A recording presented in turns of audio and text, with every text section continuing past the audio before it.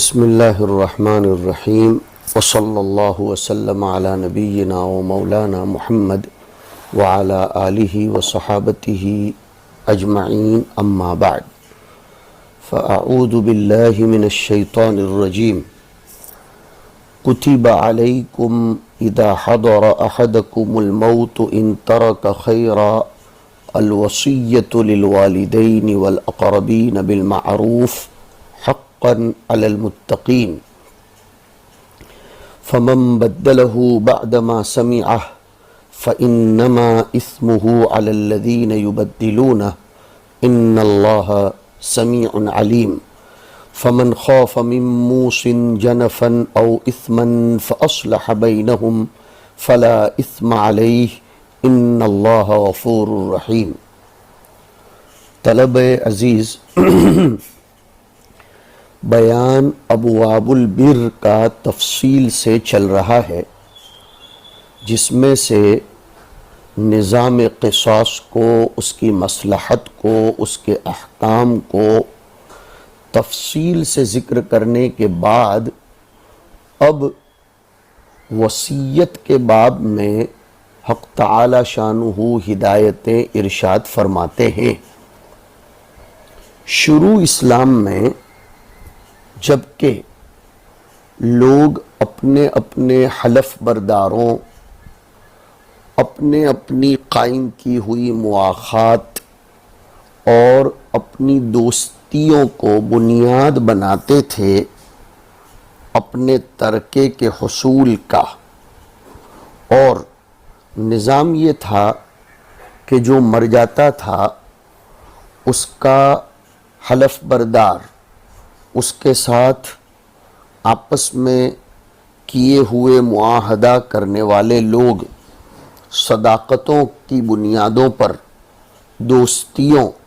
اور ایک دوسرے کے لیے مر مٹنے کے معاہدے کرنے والے لوگ ایک دوسرے کے وارث بنتے تھے، جس کی بنیاد پر انسان کی تربیت و نشو و نما، انسان کے ترعرع اور اس کی ساخت و پرداخت میں جن والدین اور رشتہ داروں کا ایک رول ہوا کرتا تھا، انہیں کچھ بھی نہیں ملتا تھا، وہ محروم القسمت ہو جاتے تھے۔ تو قرآن کریم نے شروع اسلام میں والدین اور قریبی رشتہ داروں کے لیے وصیت کرنا ضروری قرار دیا تھا کہ جب تمہاری وراثتوں کی تقسیم ان موالات اور معاہدات اور ایک دوسرے سے قائم کیے ہوئے خود ساختہ رشتوں کی بنیادوں پر ہوتی ہے تو ٹھیک ہے، لیکن اپنے والدین اور رشتہ داروں کو بھی ترک نہیں کرنا چاہیے، بلکہ ان کے لیے تمہیں مستقلاً مرنے سے پہلے وصیت کرنا ضروری ہے۔ لیکن طلبہ عزیز کو یہ معلوم ہونا چاہیے کہ بعد میں جب اسلام نے تقسیم وراثت کا مستقل، منظم، مضبوط و مستحکم نظام قائم فرمایا، اور اس کے لیے مستقلاً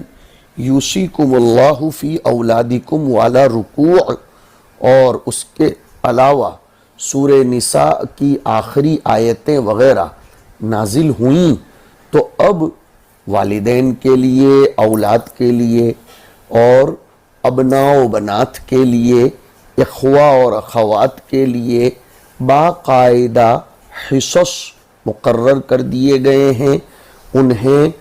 ذوی الفروض کے طور پر، مقرر کردہ حصے والوں کے طور پر جب مقرر کر دیا گیا ہے تو اب روایت آ گئی کہ لا وصیت لوارث، جو لوگ من جانب شریعت کی طرف سے مقرر کردہ نظام کے مطابق وارث بنتے ہیں، ان کے حق میں وصیت کی بھی نہیں جائے گی،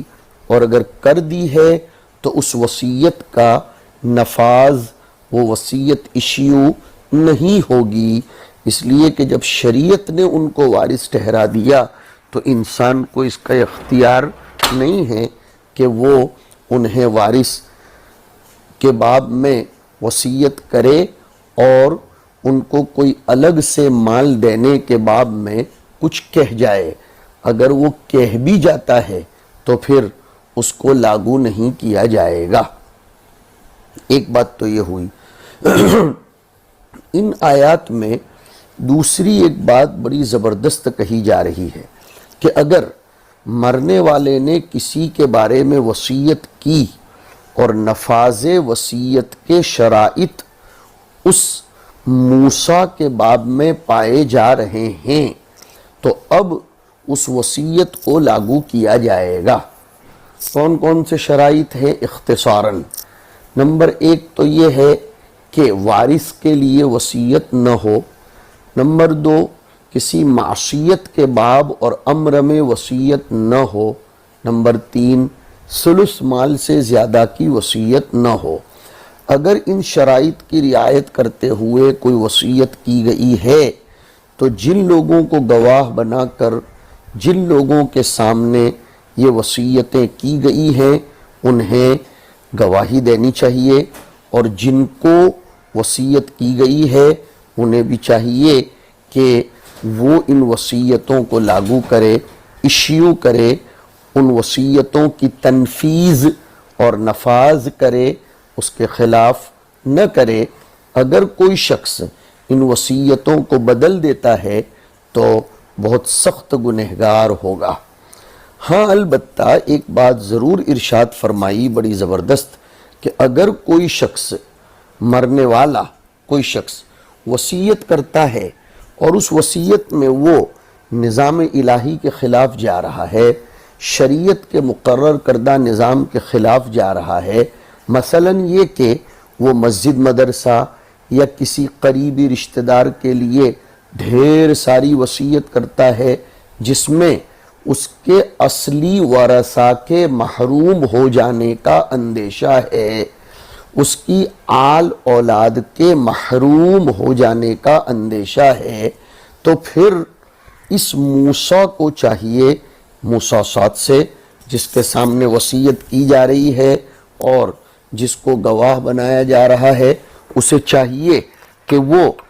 اس موسی کو، وصیت کرنے والے کو سمجھائے اور اس کی اصلاح کرے کہ بھئی یہ طریقہ غلط ہے،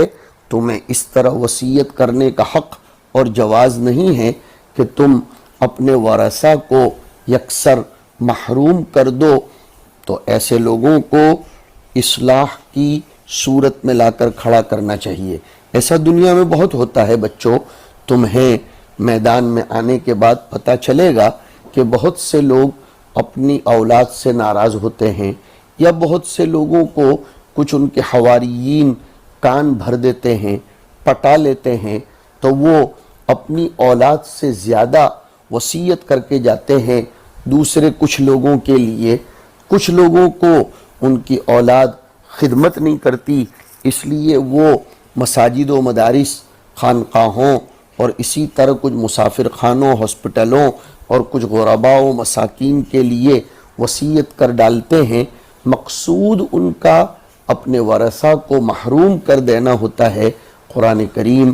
عدل و مساوات کا نظام قائم کر کے کہتا ہے کہ اس طرح نہیں کرنا چاہیے، بلکہ اگر کسی کے سامنے اس طرح کی وصیت کی جا رہی ہے تو اسے وصیت کرنے والے کی اصلاح کرنی چاہیے۔ حدیث شریف میں آتا ہے من قطع میراث اخیہ قطع اللہ میراثہ من الجنہ،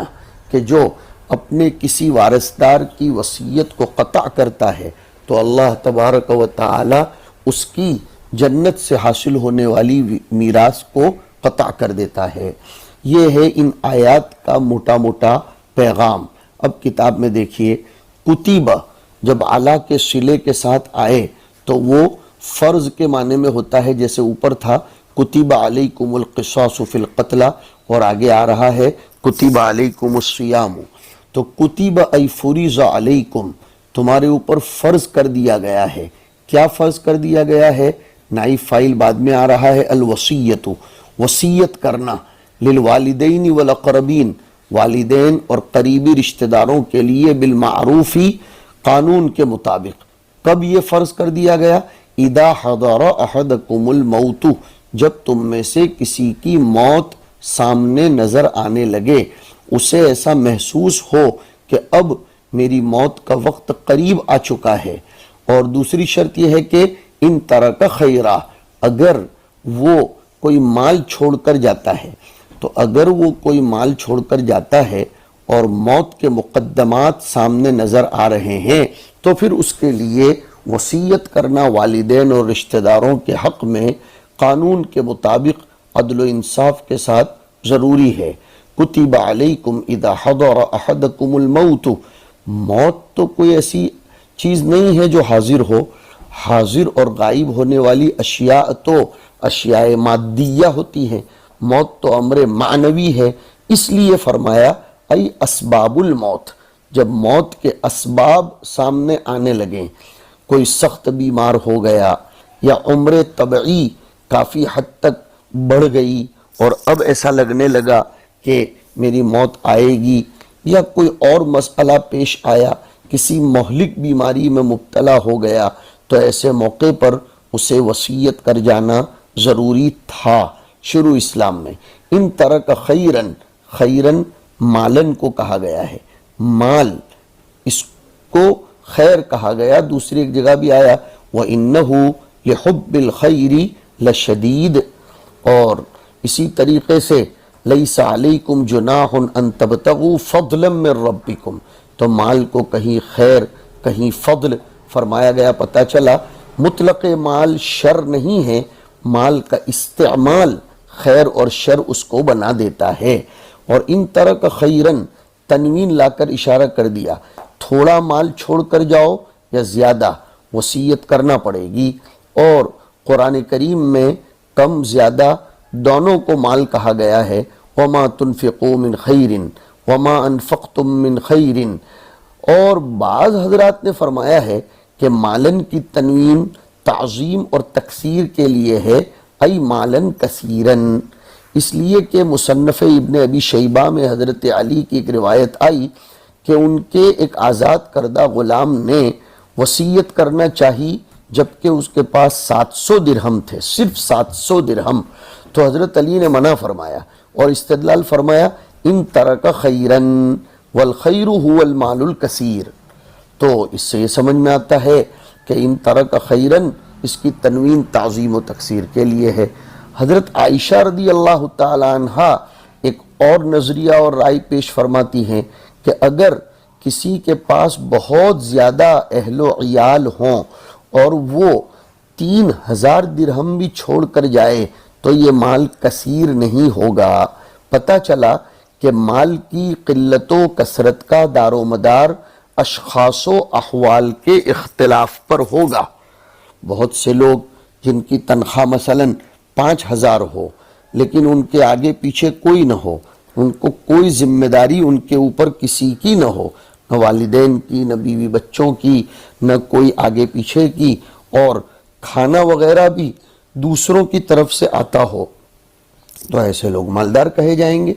یہ تنخواہ ماشاءاللہ ہے۔ اور بہت سے لوگ جن کی تنخواہ 50,000 ہو لیکن والدین، آل اولاد، بھائی بہن، کئی یتامہ غربا مساکین کی ان کے اوپر ذمہ داری ہے، گھر کے کرائے بھرنے ہیں، کھانے پینے کا نظام بھی اسی مال میں سے کرنا ہے، تو ایسے شخص کو شریعت میں غریب کہا جائے گا۔ تو مال کی قلت و کثرت اور غنا و فقر کا دار و مدار یہ ہوتا ہے اصل میں انسان کی ذمہ داریوں پر، احوال کے اختلاف پر، اشخاص کے اختلاف پر۔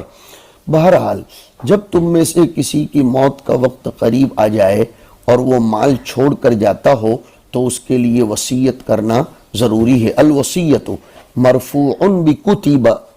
یہ الوصیت کتب کا نائب فاعل ہونے کی بنا پر مرفوع ہے۔ وہ متعلق بإذا، اور اذا کے ساتھ یہ متعلق ہے، یعنی اس میں عامل ہے۔